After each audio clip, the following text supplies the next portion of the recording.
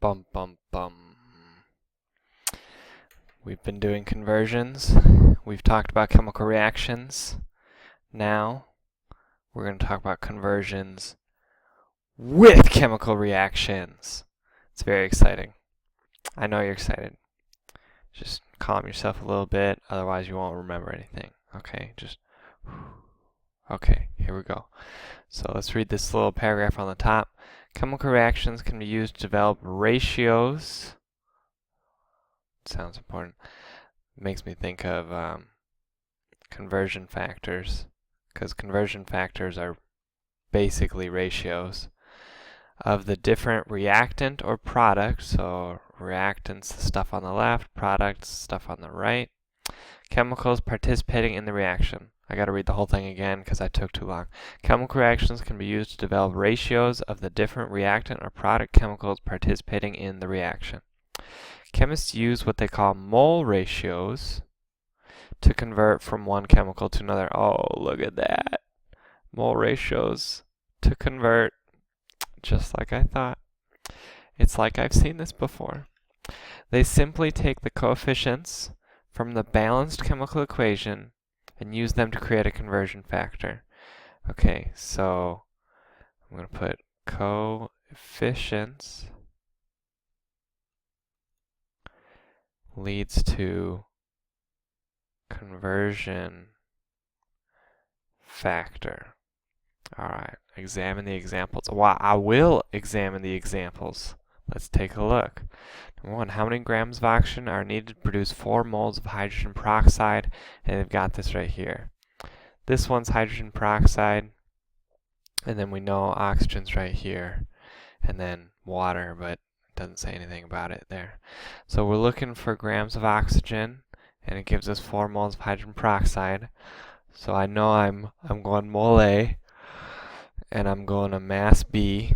So they've already planned it out, mole A, mole B, mass B, but I can follow it here, right? So if I start with moles of one chemical, but I want to get to mass of another, I've got to go boop, boop, like that. So I can go back here. So they do that, 4 moles. Okay, the first thing to do is mole to mole. Okay. So these numbers is what they were talking about here. This is the, what do they call it? The mole ratio right here. So let's label that. This is a mole ratio, and the reading says from the equation.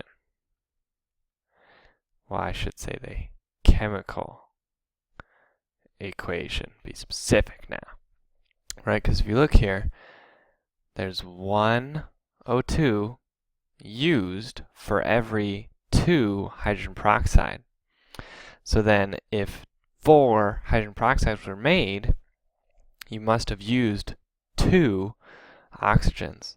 And then converting mole B to mass B, they just use the molar mass, just like we always do when we go in between moles and mass.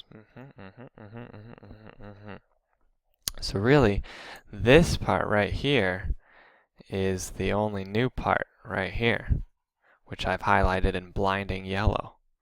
I hope your eyes are okay. Okay, now, oh my god, there's so many conversions. That's so exciting. Number 2, how many grams of oxygen would be needed, grammar, come on, to fully burn 12 grams of magnesium? Okay, so we're starting with 12 grams of magnesium, and we're looking for grams of oxygen. So we're going from mass of one chemical, we'll start with A, to mass B. So I'm not even looking at the planning, I'm looking here. So mass A to mass B. So to go from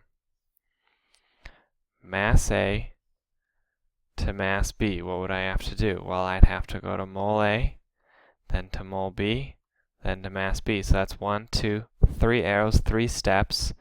Let's see. Oh, that's the wrong thing. Here we go. Mass A, mole B, mass B. And looking at my conversion diagram, this is going to be the molar mass to go mass A to mole A. This is going to be the mole ratio, and then I'm going to use the molar mass again, but for B. So let's check it.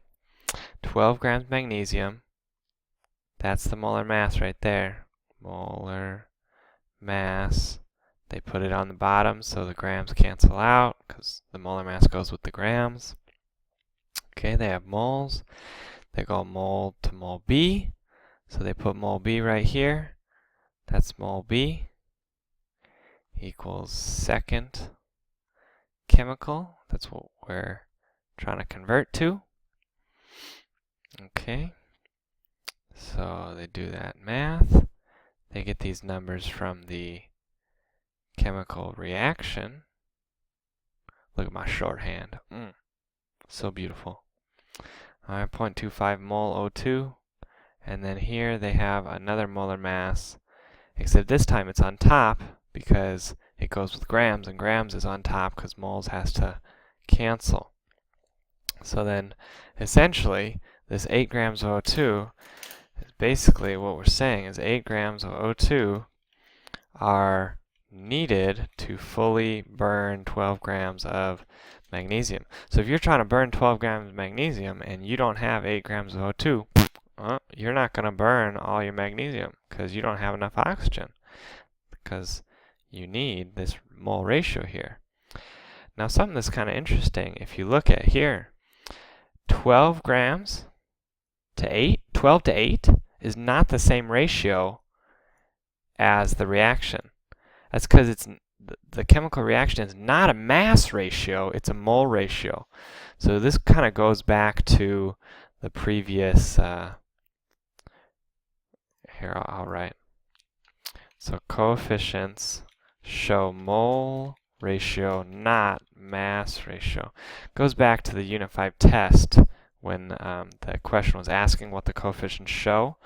You know, some people were saying mass because they were thinking, oh, you know, conservation of mass, but no, it's understandable, but that's a mistake.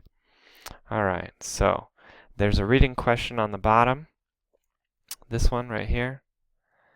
So make sure you try to answer that, and then you want to answer on your own, then you're going to discuss with each other.